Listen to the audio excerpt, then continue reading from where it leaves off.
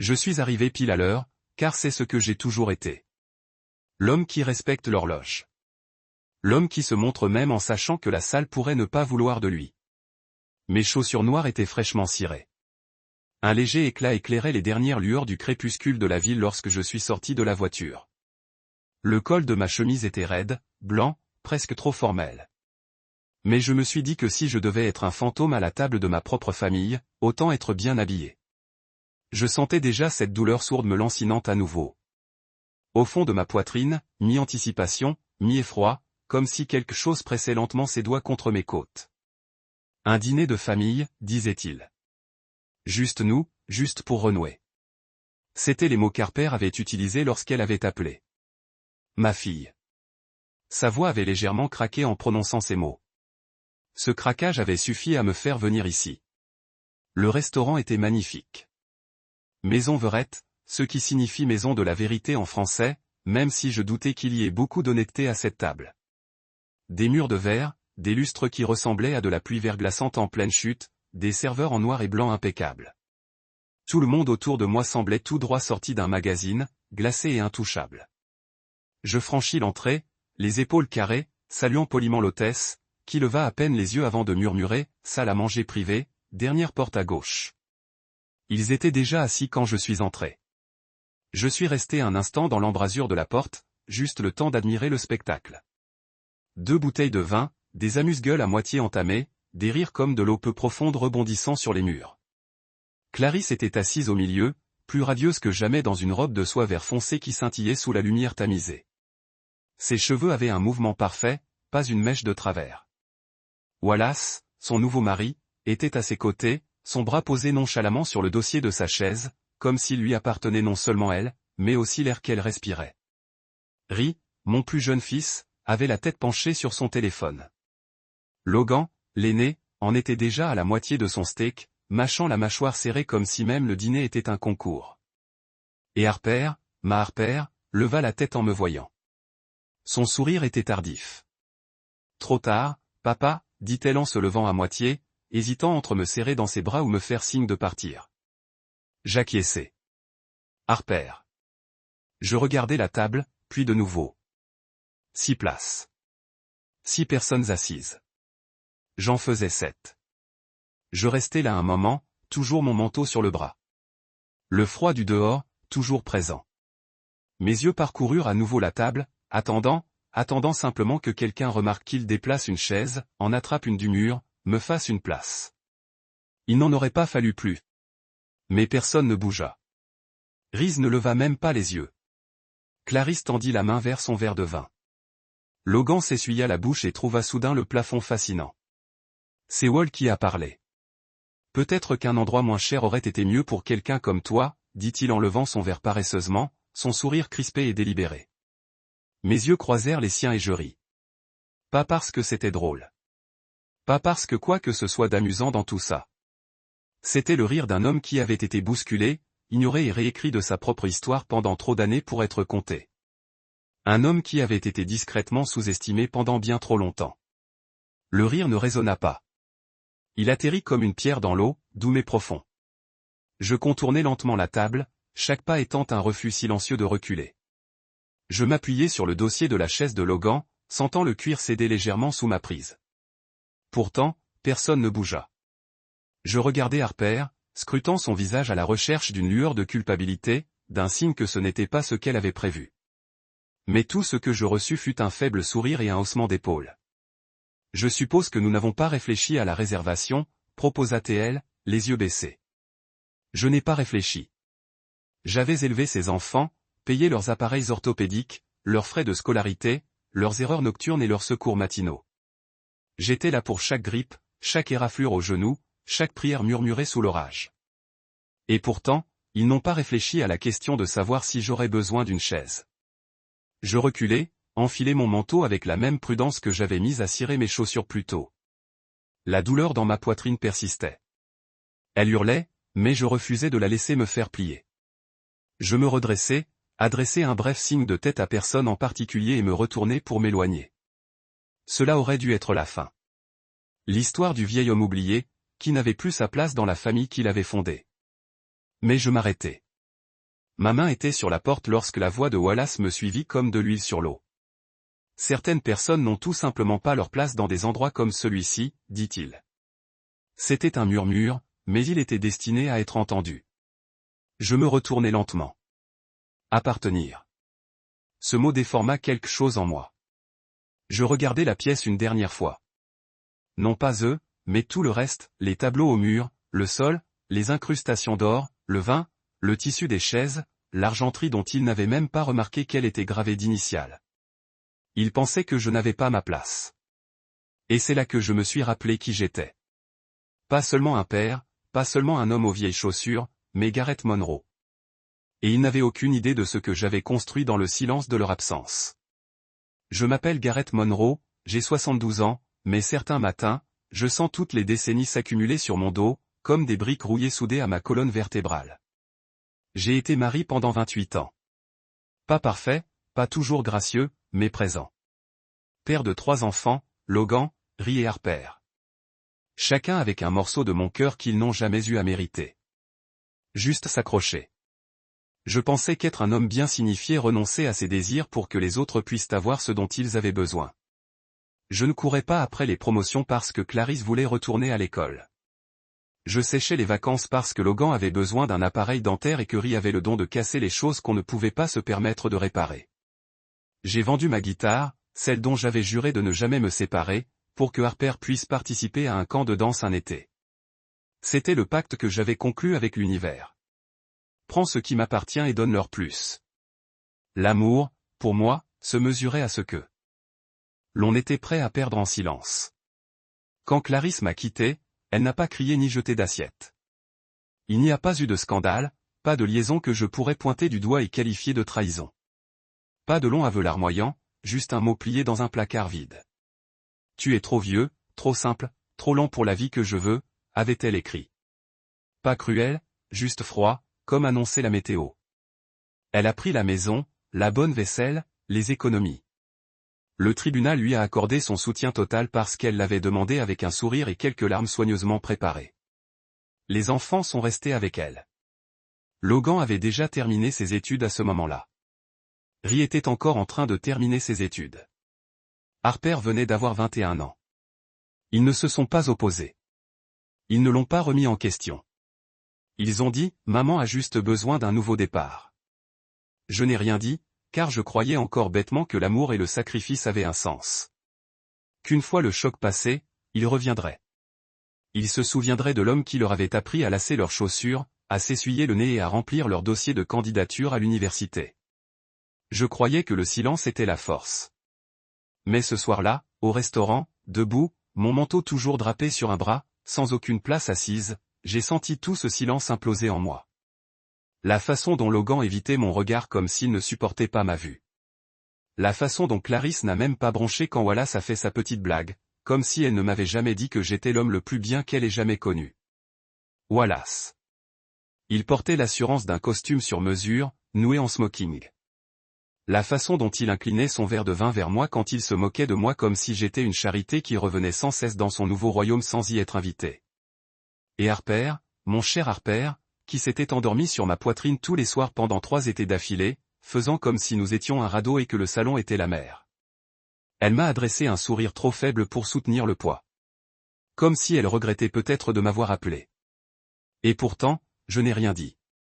J'ai quitté cette pièce sans faire de scène, sans balancer ma voix sur le parquet ciré ni renverser la table qui ne m'était pas destinée.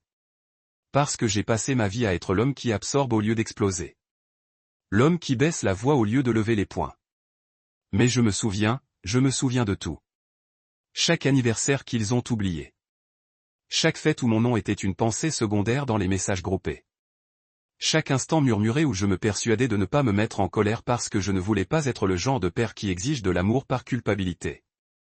Je me souviens d'être assis dans mon minuscule 2 pièces il y a 3 ans, en train de manger un dîner au micro-ondes pendant qu'il postait des photos du brunch d'anniversaire de Clarisse. Moi, effacé de tous mes souvenirs. Je me souviens de Logan demandant de l'argent pour se remettre sur pied après l'échec de sa 2e start-up. Je l'ai donné sans hésiter. Je n'ai plus jamais revu un centime.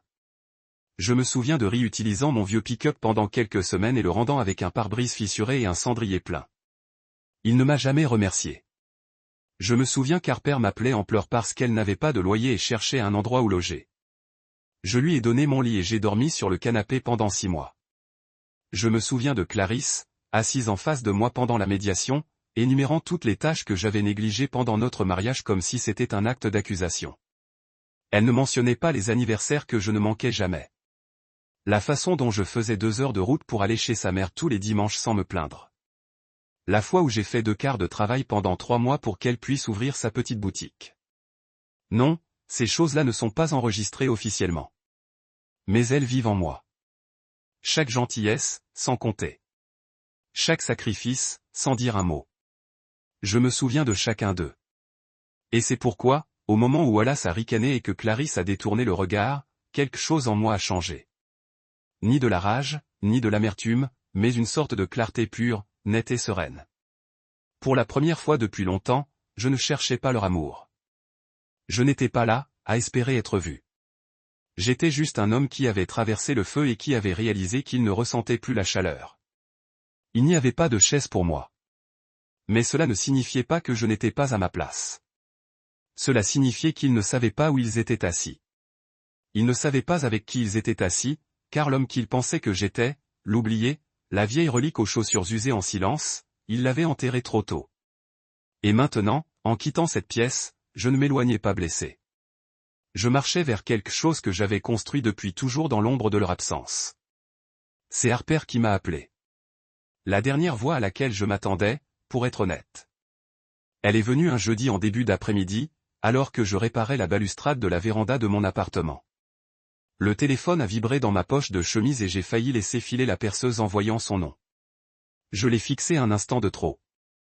Nous n'avions pas parlé depuis des mois, hormis quelques SMS ou demandes de virement bancaire. J'ai appuyé sur « Répondre » en prenant garde de ne pas paraître surpris. « Salut, mon cœur » dis-je d'une voix posée mais prudente. « Papa » répondit-elle d'une voix légère mais distante, comme quelqu'un qui parle de l'autre côté d'un lac gelé. « On dîne ensemble. »« Juste en famille. »« Ça serait très important si tu venais. »« Juste en famille. » Ces mots résonnèrent comme l'écho d'une autre vie. J'ai dit oui parce que c'est mon truc. Je dis oui même quand je ne devrais pas. Même quand tout en moi me crie de m'arrêter et de me demander, pourquoi maintenant? Le restaurant Maison Vérité n'était pas le genre d'endroit que je choisirais. Trop raffiné, trop assumé. Mais je suis arrivé à l'heure, comme toujours. C'est quelque chose que je n'ai jamais cessé de faire.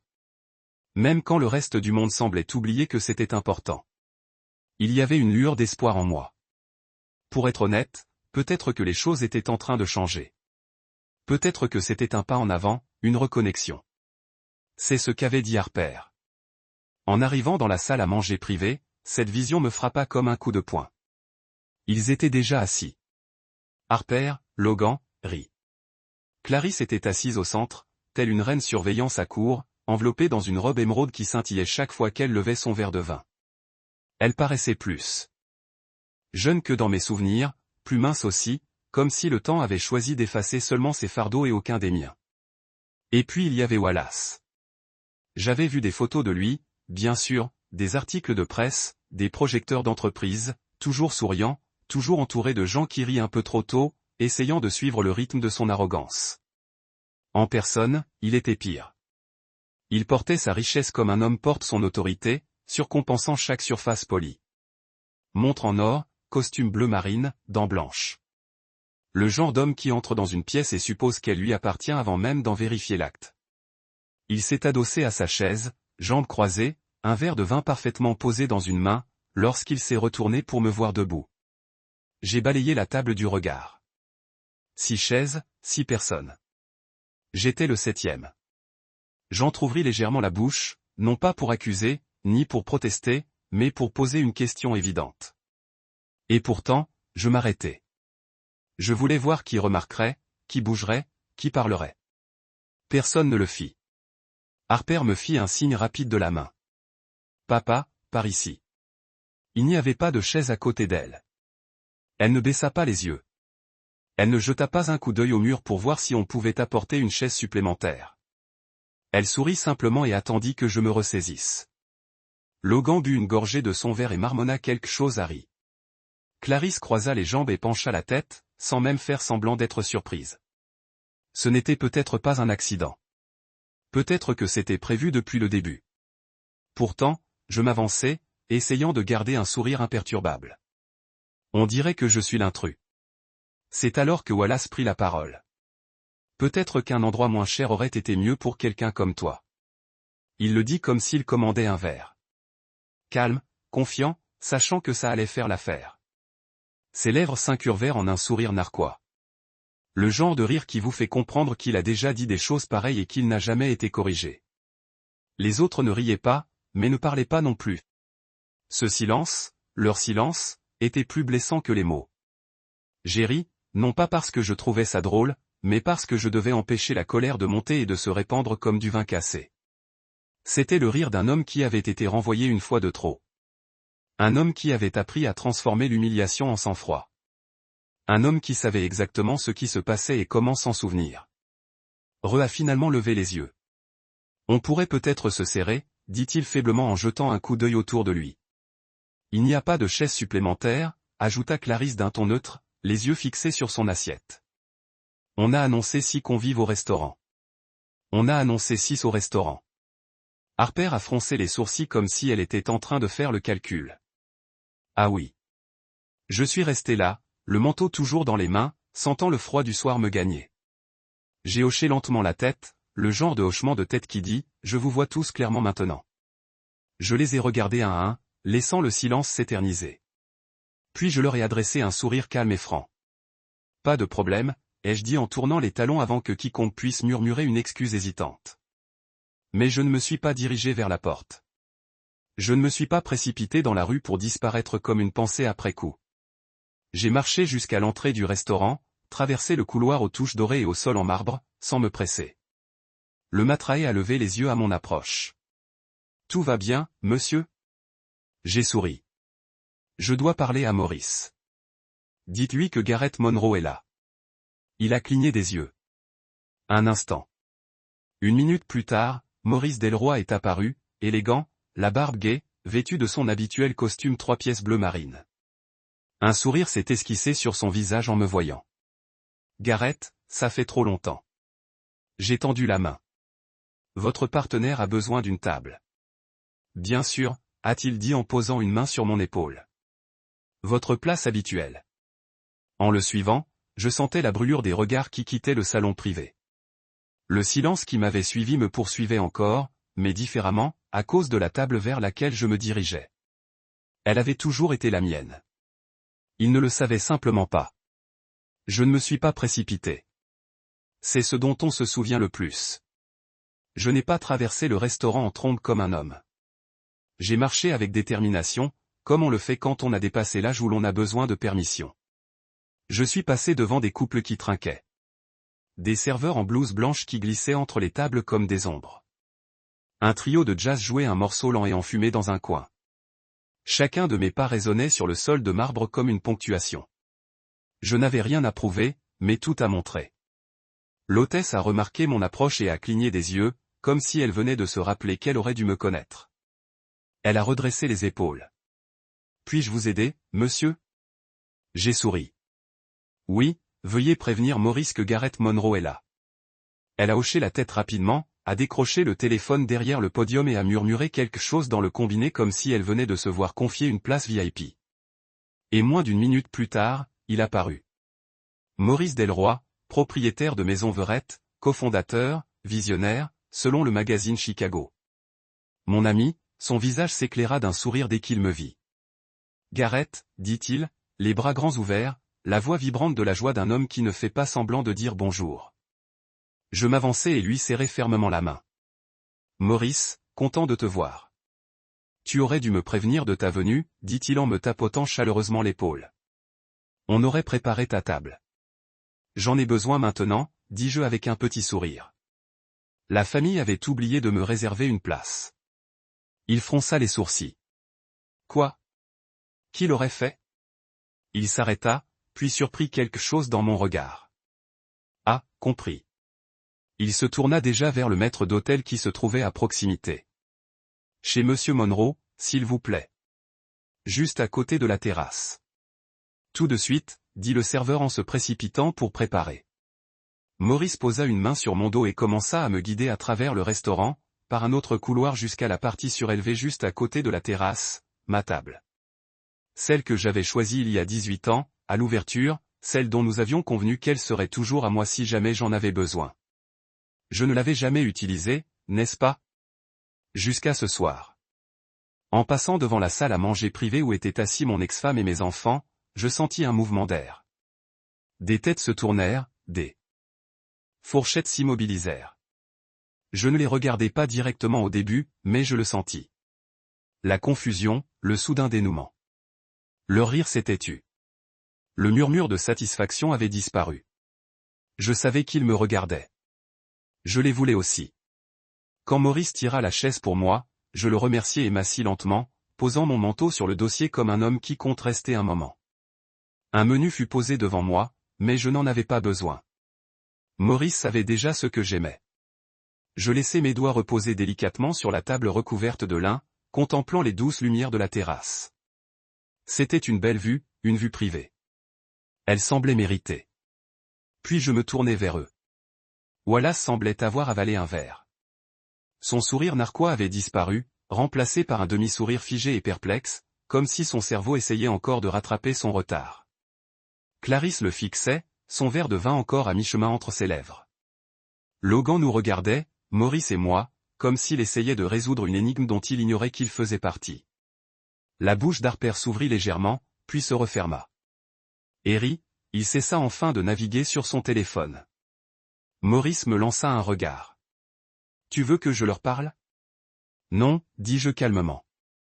C'est un dîner de famille, après tout. » Je me levai lentement, posant les deux mains sur la table derrière moi, les regardant d'une voix basse mais claire. « Tu as raison, Wallace, dis-je en regardant ses yeux se plisser. Cet endroit est cher. C'est pour ça que j'en ai acheté 49% il y a 18 ans. Silence. Pas le genre qui s'estompe. Le genre qui s'écrase comme une vague qui s'écrase sur la pierre. Personne ne bougea. Personne ne parla. Même le personnel de musculation ralentit, pris dans l'instant comme des feuilles dans une brise glacée. Clarisse entr'ouvrit les lèvres, mais aucun son ne sortit. Elle cligna des yeux une fois, deux fois, comme quelqu'un qui voit un vieux tableau et dont on a oublié l'avoir vendu. Wallace parvint à déglutir. « Et vous quoi ?» Je m'approchai un peu plus du bord de leur table, gardant une posture décontractée, sans jubilation, juste dans la vérité. Maurice et moi avons fondé cet endroit sur les fondations d'un vieux magasin de chaussures. J'ai dit, pendant que tu achetais des yachts avec l'argent des autres, je raflais des fonds et signais des contrats discrets. J'ai investi, sué et gardé le silence, car je savais que mon nom n'avait pas besoin d'être sur le devant pour avoir une place à table. Logan avait l'air sincèrement abasourdi. « Attends, tu ne nous l'as jamais dit. »« Non, ai-je dit. »« Je ne l'ai pas dit. »« Pourquoi ?» a demandé Harper d'une voix à peine plus forte qu'un murmure. J'ai croisé son regard. « Parce que les gens te montrent qui ils sont vraiment quand ils pensent que tu n'as rien. » Wallace ricana amèrement, essayant de se reprendre. « Et alors ? Tu as investi dans un restaurant pendant tout ce temps ? Tu as attendu juste pourquoi ? Nous embarrasser. Non, ai-je dit d'un ton neutre. J'ai attendu parce que je pensais que peut-être, juste peut-être, un jour quelqu'un se souviendrait de moi avant que je doive le lui rappeler. Mais ce soir, il était clair que tu n'allais pas le faire, alors je l'ai fait. Maurice se tenait silencieusement derrière moi, les mains jointes devant lui, sa loyauté tacite, mais solide comme un roc. Ce n'était pas un moment de vengeance. C'était la lucidité. Clarisse avait enfin trouvé sa voie. Tu avais adhéré à cet endroit alors que tu vivais dans ce minuscule appartement. Oui, ai-je dit. Parce que j'investissais dans ce qui comptait, la dignité, l'héritage, et parce que je savais que l'argent sans sens ne dure pas, je t'ai laissé la maison, le soutien, l'histoire. Mais je ne t'ai jamais donné ma valeur.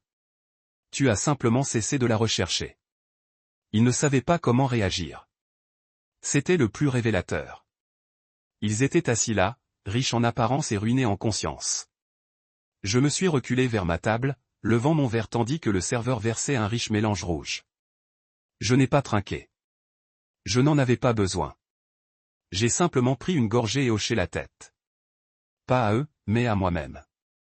C'était le goût du silence retrouvé. C'était ce que signifiait cesser d'attendre d'être assis et simplement revendiquer sa place. Car ce soir, je n'étais pas qu'un invité. J'étais le propriétaire. Ce qu'aucun d'eux ne savait, c'est que je me préparais à ce moment depuis des années. Ni avec amertume, ni avec rage, mais avec patience.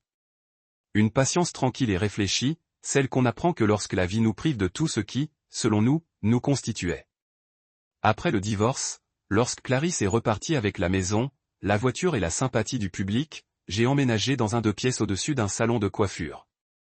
Ça sentait le talc et l'après-rasage, et le plancher craquait comme s'il se souvenait de jours meilleurs. Je ne me suis pas plainte. Je ne l'ai pas combattu au tribunal.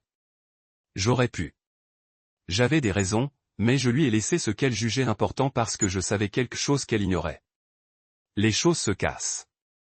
Les gens oublient. Les apparences s'estompent. Mais les fondations, c'est pour toujours.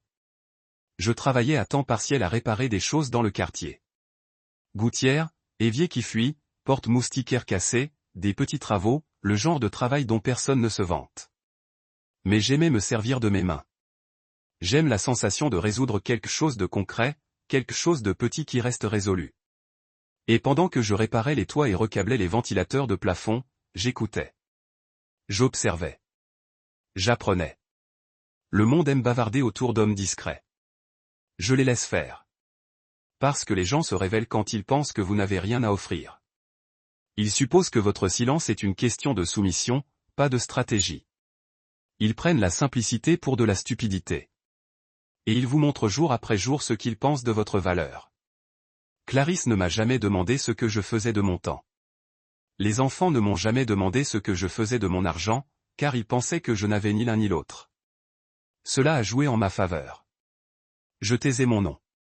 J'opérais dans des contrats de fiducie, des sociétés tacites, des activités annexes dont personne ne savait que j'étais impliqué. J'ai commencé dans l'immobilier, de vieilles propriétés avec une bonne fondation, le genre qui effrayait les investisseurs tape à accent grave l'œil parce qu'elles ne brillaient pas encore. Je les ai revendues lentement. J'ai réinvesti. Puis j'ai investi dans une laverie automatique qui fonctionnait 24 heures sur 24 et qui ne manquait jamais un seul profit. J'ai investi dans une station de lavage qui nettoyait bien plus que des berlines. Les contrats municipaux garantissaient cela. Et puis, il y a des années, je me suis associé à Maurice pour la maison Verette. À l'époque, ce n'était pas le joyau de la couronne qu'elle est aujourd'hui. C'était une coquille vide, un espace en ruine, au potentiel enfoui sous la poussière et le carrelage craquelé. Maurice avait la vision, le talent culinaire. J'avais le capital et la patience. Nous avons conclu un accord. Il dirigerait l'avant, je resterais à l'arrière. 49% des parts, silence, pas de presse, pas de titre public, juste des résultats. Et avec le temps, les résultats sont arrivés. La maison Verette est devenue l'adresse incontournable de Chicago. Hommes politiques, célébrités, magnats des affaires, tout le monde voulait une réservation. La liste d'attente s'allongeait sur des mois. Des articles étaient écrits, les distinctions s'accumulaient. Maurice était sous les projecteurs. Et j'ai eu la satisfaction, non seulement d'un retour sur investissement, mais aussi d'avoir construit quelque chose que personne ne pourrait me prendre. Et pourtant, je les ai laissés croire à la version de moi qu'ils avaient créée. Fauché, fatigué, oubliable. Je leur ai laissé voir les chaussures usées, l'appartement tranquille, les petits boulots, et croire que je n'étais que ça. Je ne les ai pas corrigés lorsqu'ils me dévisageaient lors des fêtes familiales. Je n'ai rien dit quand Wallace a plaisanté sur ma retraite, ni quand Logan m'a demandé si j'avais besoin d'aide pour les courses, une fois. Comme si j'étais un chien errant qu'il a attaqué. Je les ai laissés empiler leurs suppositions comme des briques jusqu'à ce qu'ils construisent un mur entre nous. Parce que quand les gens pensent que vous êtes inférieur à eux, ils deviennent eux-mêmes les plus honnêtes. Chaque message d'anniversaire froid, chaque invitation manquée, chaque instant où ils m'ont laissé de côté sans y prêter attention.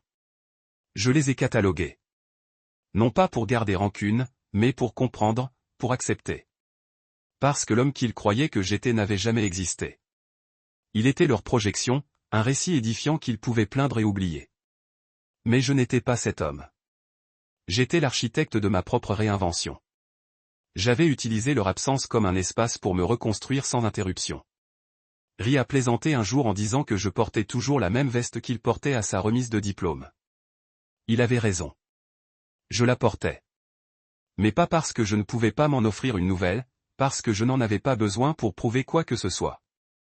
Parce que cette veste avait plus grandi que n'importe laquelle d'entre elles depuis des années. Parce qu'il me va encore. Et peut-être que je le portais pour me rappeler que l'identité ne se trouve pas dans les fils. Elle se trouve dans les choix. Harper a pleuré au téléphone un soir, alors qu'elle risquait d'être expulsée. Elle n'a pas appelé Clarisse. Elle n'a pas appelé Wallace. Elle m'a appelé. Je ne savais pas vers qui me tourner. Elle m'a dit, j'ai envoyé l'argent sans un mot. Elle m'a remercié, puis a de nouveau disparu pendant 6 mois. Je ne l'ai pas harcelée. Je n'en ai pas parlé quand on s'est enfin reparlé, parce que je ne cherchais pas à recouvrer des dettes. Je cherchais des vérités. Et la vérité refait toujours surface. Finalement, Logan a voulu un prêt pour sa 3e tentative d'entreprise. Juste un petit prêt relais, comme il l'appelait. Il portait un costume quand il est venu me voir, comme si cela allait m'impressionner ou justifier sa demande. J'ai dit oui, puis je l'ai vu tout perdre en moins d'1 an. Pas de remboursement, pas d'excuses, juste un silence. Le genre qui me disait qu'il ne s'attendait pas à des conséquences, car il n'imaginait pas que j'avais des options. Clarisse s'est remariée avec un homme qui portait l'argent comme une armure. J'avais vu Wallace dans des articles, debout derrière des tribunes et aux côtés de politiciens. Mais je savais quelle arrogance cachait le vide. Et je savais que Clarisse n'avait pas épousé l'amour. Elle avait épousé l'influence. En regardant Wallace, elle ne voyait pas de partenariat. Elle voyait du positionnement. Je le savais, car elle me regardait de la même manière avant que je cesse de grimper aux échelons qu'elle n'appréciait plus. Alors, j'ai observé et j'ai attendu, non pas la vengeance, mais la préparation. Et quand Harper m'a invité à ce dîner, quand j'ai vu cet espace vide là où aurait dû être ma chaise, cela ne m'a pas surprise. Cela a confirmé ce que je savais déjà. Ils n'étaient pas seulement négligents. Ils étaient volontairement aveugles. Et ce soir-là, quand je me suis retrouvé devant eux et que j'ai dit à Wallace que j'étais propriétaire d'une partie du restaurant où ils pensaient s'être moqués de moi, ce n'était pas une révélation. C'était un rappel. Un rappel que l'homme qu'ils pensaient avoir laissé derrière eux n'avait jamais cessé d'avancer. Que, même s'ils échangeaient l'empathie contre le statut, je construisais quelque chose de réel. Qu'à chaque fois qu'ils m'ignoraient, ils me laissaient la liberté. La liberté d'agir, de construire, de me réapproprier. Car l'homme le plus dangereux n'est pas celui qui parle fort. C'est celui qui écoute, attend, apprend et se souvient. Je n'avais pas besoin de les embarrasser. Ça n'a jamais été le but. Mais le silence, le vrai silence, celui qui engloutit une bouche d'égout, doit bien finir quelque part. Et cette nuit-là, quand ils m'ont laissé sans chaise, quelque chose en moi s'est mis en place. Pas vraiment un plan. Le plan avait déjà été établi émotionnellement des années auparavant, mais une décision.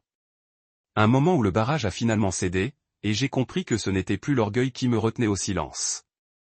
C'était la peur. La peur de les perdre si je disais la vérité. Mais je les avais déjà perdus. Alors, j'ai choisi de parler, non pas avec colère, mais avec précision. Maurice et moi nous sommes retrouvés le lendemain matin autour d'un café dans sa maison de ville. Il m'a offert un bourbon. J'ai décliné.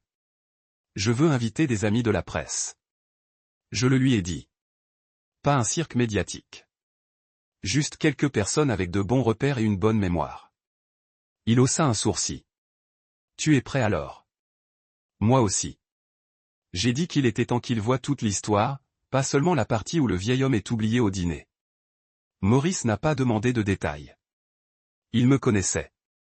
Il savait depuis combien de temps je collectionnais les morceaux discrets et les stockais comme du bois sec. Il ne me manquait plus qu'une étincelle. Les invitations ont été lancées subtilement, une soirée dégustation de vin, un profil d'investisseur. Maurice a présenté le tout comme un article sur l'héritage, sur la fondation de la maison Verrette. Pas de mensonges, juste assez d'appât pour piquer la curiosité. Quelques noms du magazine Chicago. Une femme du Tribune qui adorait les histoires d'outsiders. Un podcasteur. Culte spécialisé dans les histoires qu'on a failli rater. Je n'ai pas écrit de discours. Je n'ai pas préparé de déclaration. Je n'étais pas obligé. J'ai juste attendu. Le jeudi soir suivant, ils sont arrivés. pas en masse. Juste assez pour remplir la salle. Appareil photo rangé dans des sacs à bandoulière, bloc-notes posé sur les genoux, enregistreur niché près de verres de merlot à moitié vide.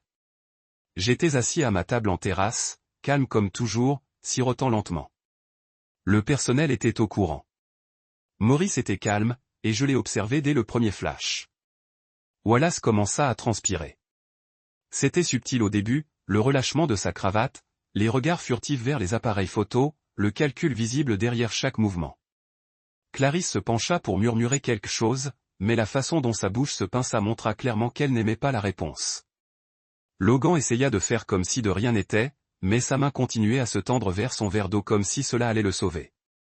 Race avait l'air agacé, comme si les appareils photo lui gâchaient sa soirée. Seul Harper semblait sincèrement perplexe.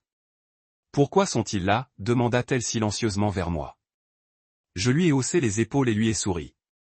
Laissa-la poser la question. Une des journalistes s'est dirigée vers ma table. Elle était plus âgée, la cinquantaine, avec peut-être des yeux qui avaient vu mille histoires et savaient encore repérer celle qui comptait. Monsieur Monroe. Oui. Pourriez-vous me poser quelques questions? J'en serais honoré, dis-je. Elle s'assit en face de moi et démarra son dictaphone. On entend des rumeurs selon lesquelles vous êtes plus qu'un commanditaire silencieux. J'acquiesçai. 49% depuis le début. Et que ceux qui vous ont invité ce soir ne le savaient pas. Non, j'ai dit qu'ils ne le savaient pas. Pourquoi maintenant? Pourquoi les laisser la prendre comme ça? J'ai regardé la table où ma famille était assise. Ils ne mangeaient plus. Ils ne parlaient plus, ils regardaient, écoutaient. Parce que j'avais besoin qu'ils comprennent, dis-je. Pas ce que je possède, pas ce que j'ai construit, mais ce que ça coûte d'être invisible, les gens que vous avez élevés. La phrase tomba. Elle cligna des yeux, puis hocha la tête, griffonnant doucement. Un autre journaliste la rejoignit, puis un autre. Bientôt, ils étaient tous là, rassemblés autour de l'homme qui n'avait pas de chaise, mais qui possédait le sol sous leurs pieds. Je n'ai pas fait de la démagogie. Je n'ai pas cité de nom. J'ai dit la vérité. Sur la façon dont j'avais investi pendant qu'il détournait le regard. Sur la façon dont j'avais reconstruit en silence, sans applaudissements. Sur le fait que l'héritage n'est pas quelque chose dont on se vante. C'est quelque chose qu'on vit au quotidien, même quand personne ne regarde. Wallace a tenté de l'interrompre une fois.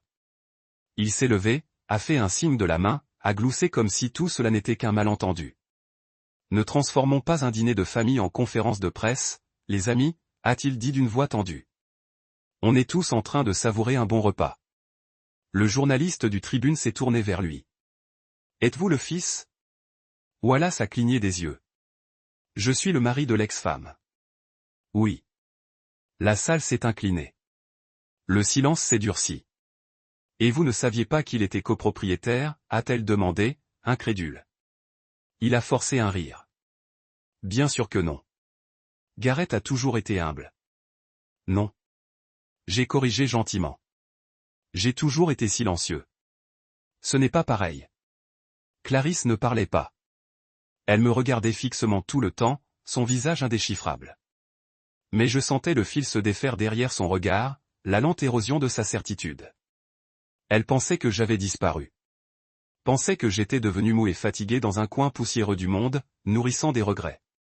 Elle n'aurait jamais imaginé que je transformerais ce silence en quelque chose de plus net que le souvenir.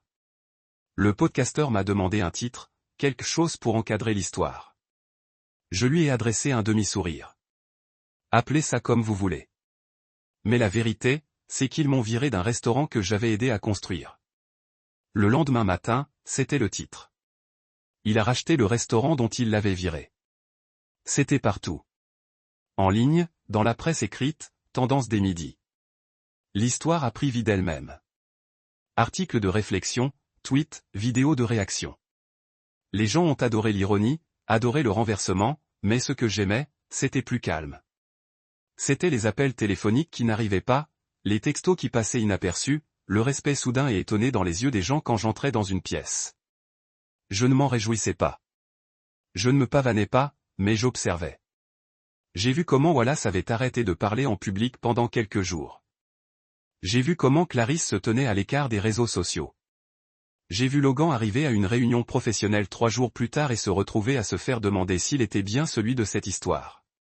Et j'ai su qu'il m'avait enfin vu. Non pas comme le père qu'il tolérait, non pas comme l'ex-mari qu'il critiquait, mais comme l'homme que j'avais toujours été, celui qui construit en silence et ne parle que lorsque c'est important. Ils ont demandé un rendez-vous. Pas en termes aussi explicites, bien sûr. Clarisse a appelé la première. Elle ne s'est pas excusée, c'est juste raclé la gorge et a demandé « Avez-vous un moment pour parler ?» Wallace a suivi avec un email, court, formel, rempli du genre de langage que les lâches utilisent lorsqu'ils essaient de préserver leur dignité. Logan m'a simplement envoyé un texto « On peut se voir ?» Pas de presse. Ça m'a presque fait rire. J'ai accepté, mais pas au restaurant. J'ai choisi mon bureau du centre-ville, celui dont ils ignoraient l'existence. 13e étage, vue sur les gratte-ciel, pas de nom sur la porte, juste une plaque noire avec le mot Monroe gravé en argent. Je leur ai dit de venir à midi. Je leur ai dit de ne pas venir avec des avocats. Je n'ai pas proféré de menaces. Je n'en avais pas besoin. Ils étaient déjà déstabilisés. Ils sont arrivés comme des étrangers à leur propre histoire. Wallace dans un costume trop élégant pour être sincère. Clarisse dans un manteau que je lui avais acheté des années auparavant.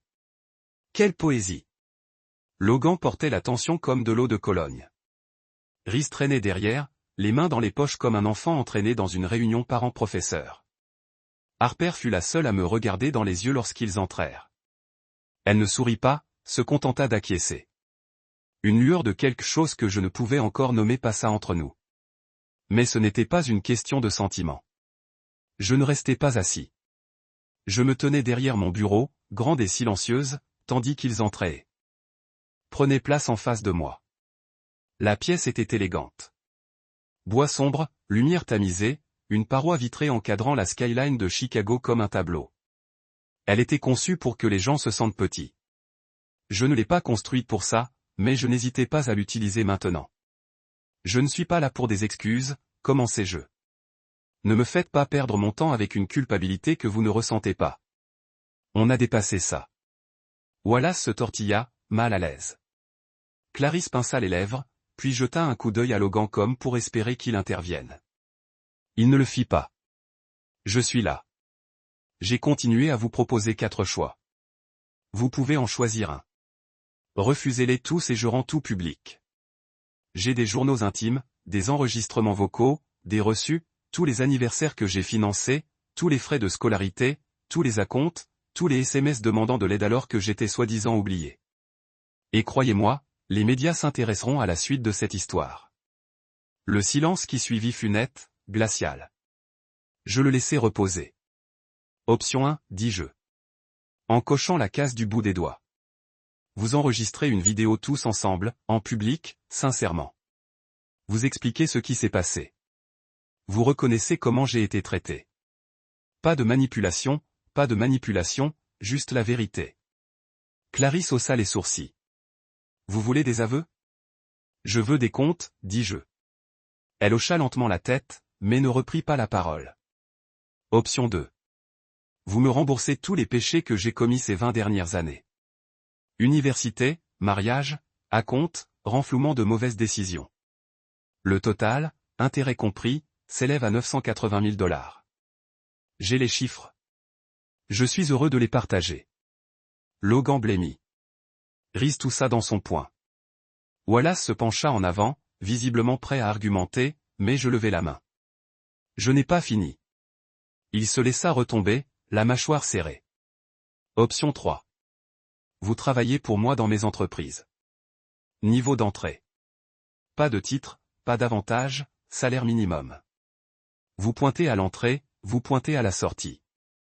Vous apprenez du bas de l'échelle ce que vous n'avez jamais pris la peine de me demander. Tu plaisantes, marmonna Harry. Je ne plaisante pas, répondis-je. Il se renversa en arrière, ricanant. Tu veux qu'on récure les sols? Je veux que tu récupères tes noms, dis-je. J'ai laissé ça en suspens avant de passer à autre chose. Option 4. Tu effectues un service communautaire bénévole. Documenté, pas un week-end de golf caritatif. Du vrai travail. Maison de retraite, banques alimentaires, cliniques de quartier. Tu sers ceux dont tu oubliais l'existence en cherchant à te faire un nom. Wallace ne put finalement plus se contenir. C'est de l'extorsion. Non, j'ai dit que c'était un miroir. Et si on refuse, demanda Clarisse d'une voix cassante. Je contournai le bureau et me plaçai devant eux. Ensuite, je libère tout. L'histoire ne s'arrête pas au restaurant. Elle continue. L'ex-femme qui a tout pris et laissé un homme pour mort, pour découvrir qu'il avait bâti un empire sous son nez. Les enfants qui ont réduit leur père à l'état de note de bas de page, pour découvrir qu'il vivait au crochet de l'homme qu'ils avaient abandonné. Tu seras célèbre. Pas comme tu l'espérais, mais célèbre quand même. Harper baissa les yeux. Logan passa une main dans ses cheveux. Reese marmonna quelque chose que je ne pris pas la peine de saisir. Ils restèrent assis là. Le poids de tout cela. L'indéniable réalité, ils avaient sous-estimé non seulement ma valeur, mais aussi mon silence.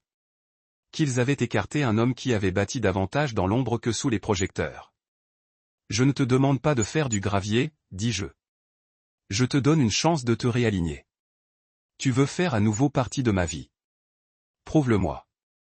Tu veux la rédemption? Méritez-la. Clarisse croisa les bras. Tu as planifié tout ça. J'acquiesçai. Pas pour te punir, pour te préparer.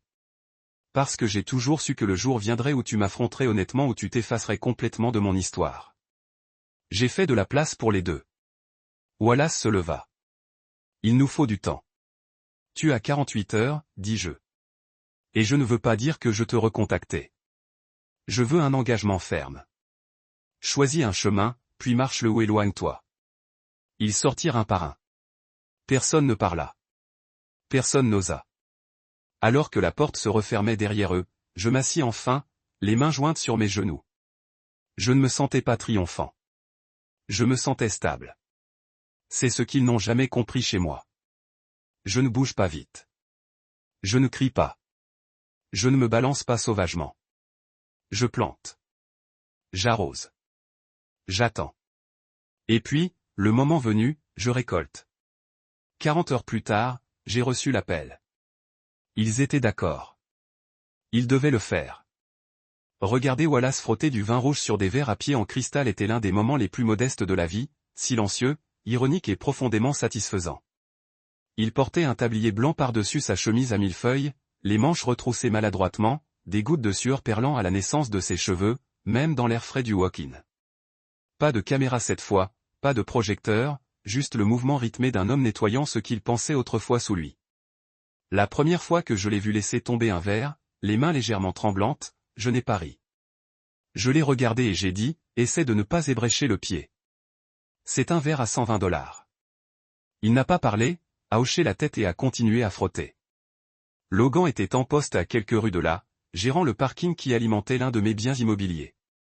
40 heures par semaine dans un box, à enregistrer les plaques d'immatriculation, à gérer les réclamations des clients, à suivre les équipes. La première semaine, il est arrivé en blazer et pantalon sur mesure, convaincu que l'apparence pouvait remplacer le courage.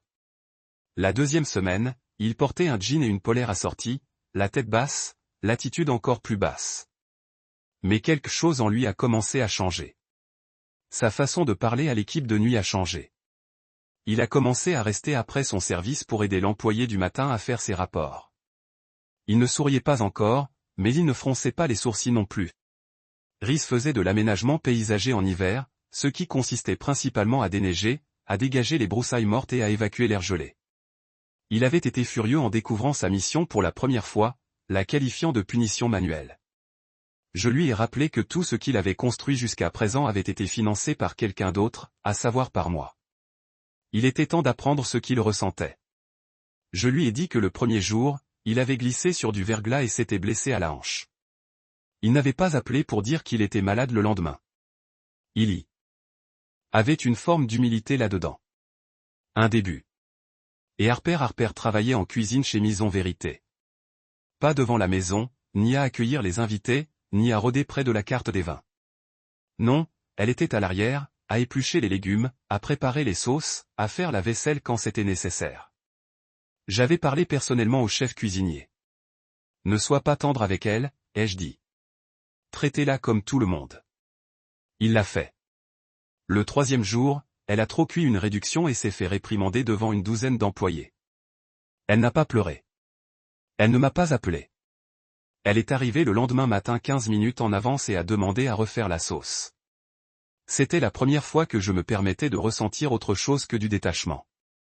Clarisse n'est venue nulle part. Elle est restée à l'écart, ce qui était prévisible. Dès que son emprise s'est dissipée, sa présence a disparu. Elle n'était pas faite pour la responsabilité. Elle avait toujours été le genre de femme à partir avant d'avoir à fournir une explication. Mais je la surveillais de loin grâce à un réseau discret. Les gens parlent, surtout quand la réputation de quelqu'un est entachée. La rumeur se répandait que son mari travaillait en coulisses dans sa propre ville. Ses fils traversaient une période difficile et que l'histoire du père oublié, propriétaire du restaurant, circulait encore dans les médias. Elle n'a rien répondu. Ne les a pas défendus.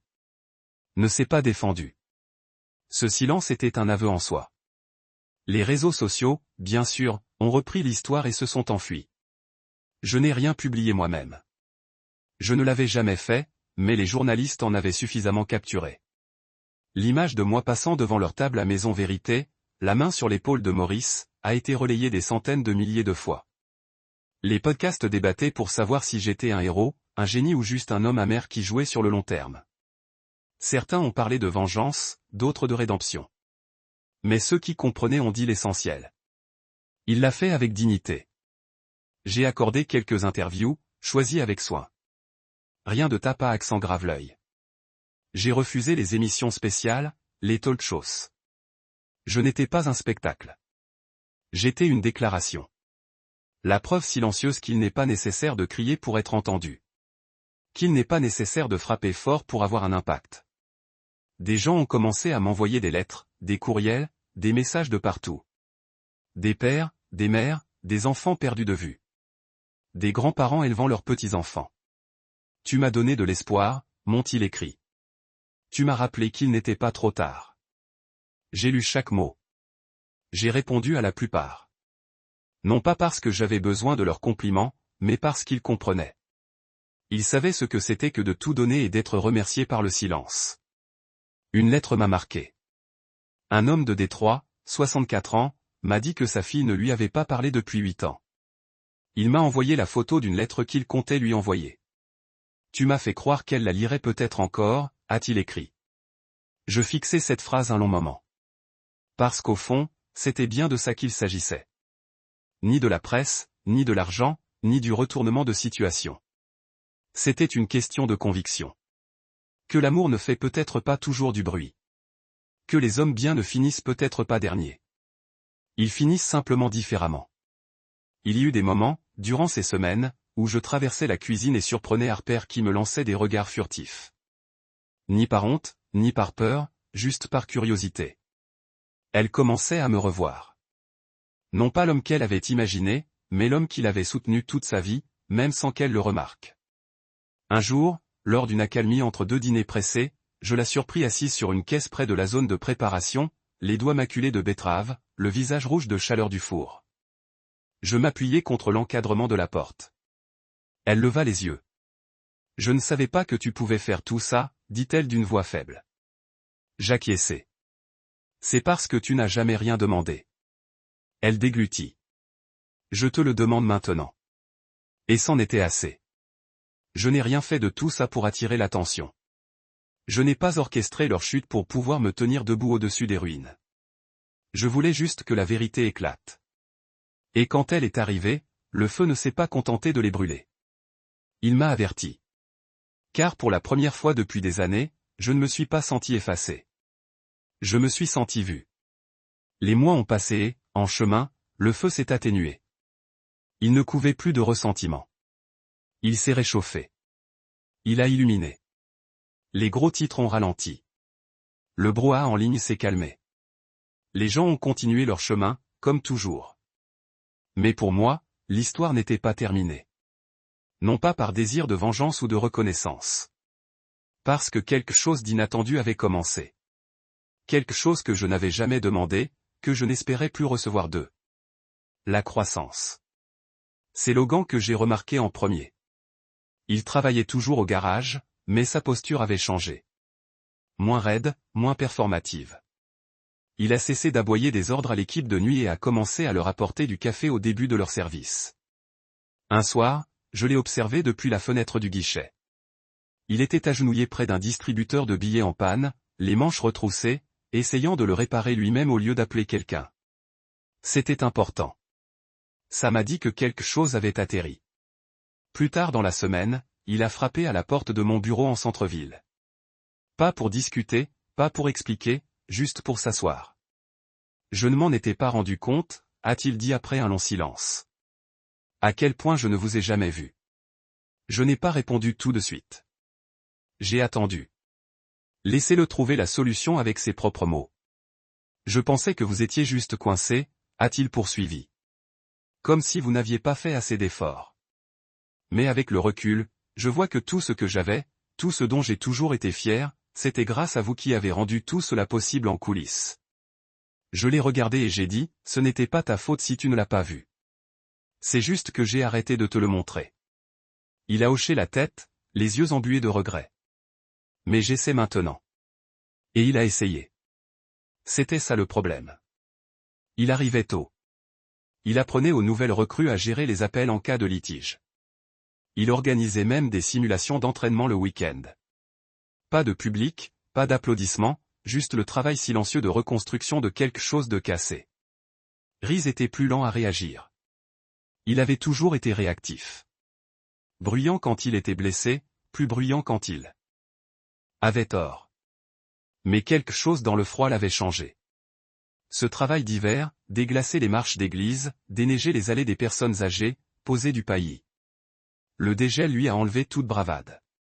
Il a commencé à rentrer fatigué. Franchement fatigué. Pas la fatigue d'un homme qui réclame de l'attention. Un soir, il s'est pointé à ma porte, les mains couvertes d'ampoules, et m'a demandé si j'avais de cette bombe que je gardais sous l'évier.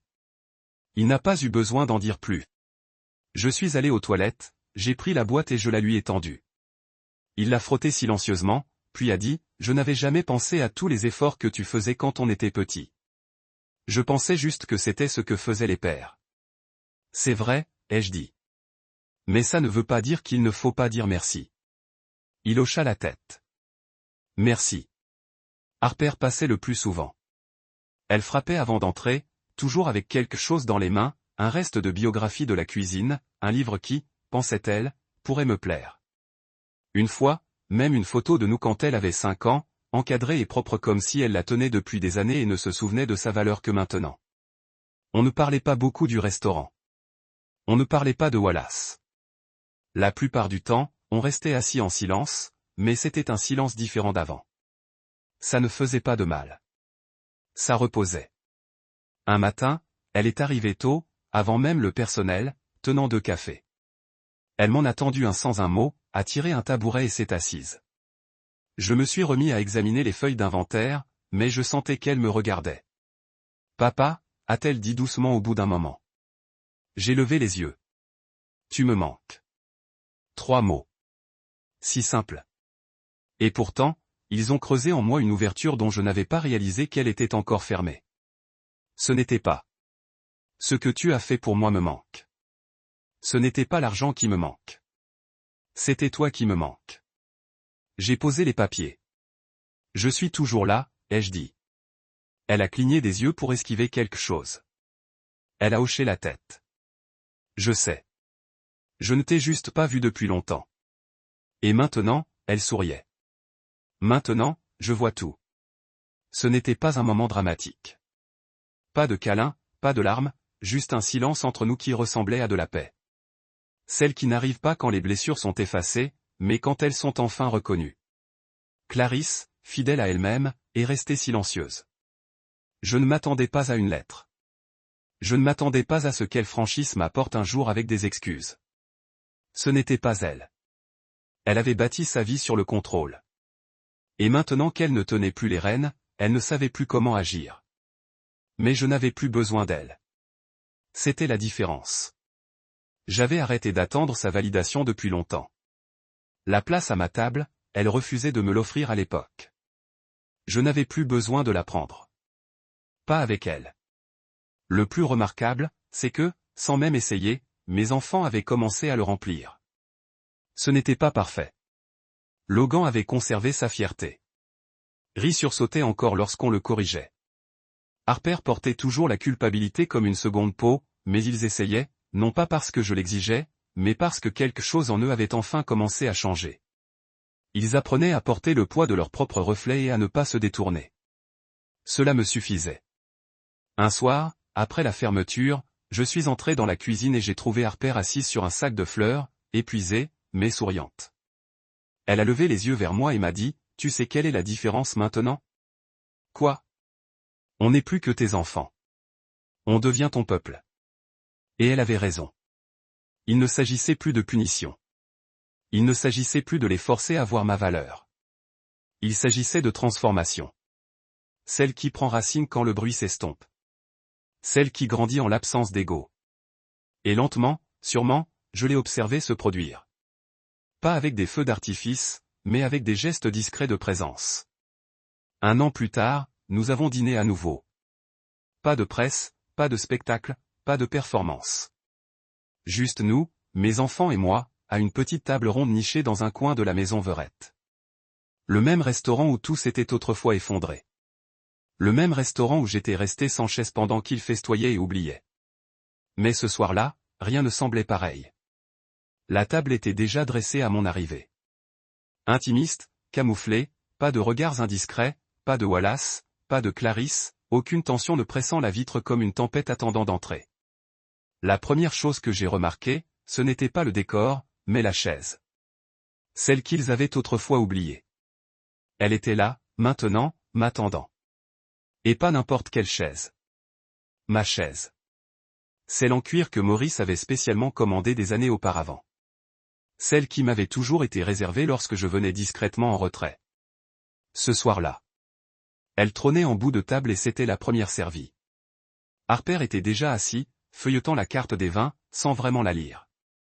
Logan se leva à mon approche, un geste empreint de respect, une attitude qui venait autrefois de moi, et qui finissait par revenir. Reese leva les yeux de son verre, me fit un bref signe de tête et se décala légèrement pour me laisser plus de place, même si la table était déjà centrée. De petits détails, mais qui s'additionnaient. « Papa » dit Harper en se levant pour me saluer. Elle se pencha pour me serrer dans ses bras. Une vraie, spontanée. Je la lui rendis sans hésiter. Ses cheveux sentaient encore légèrement le romarin et la farine. Ses mains étaient plus rugueuses. Cela m'en dit long. Tu es en avance, dit Logan avec un léger sourire en tirant ma chaise. J'ai construit ma vie en étant à l'heure, répondis-je en m'installant. Inutile de changer ça maintenant. Le serveur passa et nous salua tous par notre nom. Cette fois, pas seulement le mien. Ri avait apparemment commencé à venir en dehors des heures de bureau pour aider à nettoyer le parking arrière. Logan avait commencé à assister aux réunions du personnel sans y être invité. Harper était bien connu du personnel de cuisine, respecté même. Ils ne faisaient pas que travailler ici. Ils avaient trouvé quelque chose d'eux-mêmes dans cet endroit, quelque chose d'enraciné, quelque chose d'honnête. Nous commandâmes simplement, rien de trop extravagant, pas de grands gestes. Reese demanda le steak maison. Logan choisit le saumon grillé. Harper commanda naturellement le risotto aux champignons qu'elle avait l'habitude de manger. Elle faisait semblant de détester son adolescence. J'ai choisi le vin au cacao, un vieux favori. Quand le repas est arrivé, j'ai remarqué que personne n'avait touché à son téléphone. Personne n'avait rien documenté, pas de photos, pas de performances, juste des conversations. Nous avons parlé. Pas d'argent, pas de Wallace ou de Clarisse, ni du désordre qui s'était autrefois enroulé autour de nos noms comme de la mauvaise herbe. Nous avons parlé de travail, du fait qu'Harper envisageait une école de cuisine, non pas pour le prestige, mais parce qu'elle voulait vraiment apprendre. Logan a dit qu'il envisageait de se diversifier, peut-être de créer son propre service de voiture. Cette fois, cependant, il ne demandait pas de prêt, il me confiait simplement ses pensées, comme le fait un homme qui veut être compris plutôt qu'être sauvé. Reese a parlé d'un jardin communautaire où il faisait du bénévolat le week-end. Il a dit que cela l'aidait à réfléchir. Je lui ai demandé ce qu'il en pensait. Il a haussé les épaules. Les erreurs, dit-il, et ce qui vient après. Nous avons mangé lentement. Nous n'avons rien précipité. Le temps était redevenu quelque chose que nous apprenions à partager. C'était étrange au début, mais pas désagréable, comme essayer une veste qu'on pensait. Tu avais grandi, pour finalement réaliser que ça te va mieux maintenant que jamais. Vers la fin du repas, le serveur est passé et m'a posé la question qui, autrefois, aurait attiré tous les regards vers moi. Et ce sera une addition unique ou une addition séparée? Harper s'est penchée en avant que je puisse ouvrir la bouche. Pas lui, a-t-elle dit fermement. C'est pour nous. Je l'ai regardé, Logan, rit. Leur visage était impassible. Il n'y avait aucune suffisance, rien à prouver. Juste trois adultes comprenant enfin le poids d'un repas partagé. Je me suis lentement reculé, j'ai posé ma serviette sur mes genoux et j'ai expiré. C'est le premier vrai repas que je prends avec mes enfants, ai-je dit doucement. Harper a cligné des yeux. Que veux-tu dire? J'ai souri, pas amer, juste honnête. Tous les autres dîners, anniversaires, remises de diplômes, dimanche soir. C'était moi qui essayais de tenir le coup, de payer l'addition, de supporter le silence, de faire des efforts. Ça, c'est différent. Logan a baissé les yeux, la mâchoire serrée. Rhys fit tourner le reste de son verre. Je n'ai pas dit ça pour culpabiliser qui que ce soit. J'ai ajouté, je l'ai dit parce que ça compte pour moi que tu comprennes enfin. Pas l'addition, la table. Ce que ça signifie d'en avoir une et qui a le droit de s'y asseoir. Harper hocha la tête, les yeux humides. Tu étais toujours à table, papa. C'est nous qui partions. Non, j'ai dit qu'on t'avait appris à partir. Tu l'as appris en observant ce que le monde récompense. Le faste, le bruit, la commodité. Mais qu'est-ce qui compte le plus? C'est une construction lente et silencieuse. Il a fallu traverser la vie pour comprendre ça. Nous sommes restés assis là un moment, laissant le poids de cette vérité se poser sans nous écraser. Puis Logan a levé son verre à la seconde chance, a-t-il dit. J'ai levé le mien à la fois mérité, ai-je répondu. Nous avons trinqué et j'ai senti quelque chose en moi bouger à nouveau. Pas une rupture, pas un craquement, mais un réalignement. Les mêmes vieux os dans une nouvelle formation. Je n'avais plus besoin de leurs excuses. Je n'avais même pas besoin de leur gratitude. Finalement, j'avais des cadeaux. Pas seulement les leurs, mais aussi les miens. Une scène parfaitement figée. En quittant le restaurant, je les ai suivis de quelques pas, les regardant rire d'une remarque de Rhys. Ce n'était pas le rire de gens qui se donnent en spectacle. C'était sincère, sans contrainte. Le genre de rire que font les familles quand elles ne cherchent plus à en former une. Elles le sont, tout simplement. Je me suis retourné vers la table, toujours allumée, toujours propre. La chaise s'était légèrement reculée, attendant d'être réutilisée un jour. Et j'ai réalisé avec une certitude tranquille que la table avait toujours été à moi. Il n'avait simplement pas vu l'homme assis à cette table jusqu'à présent.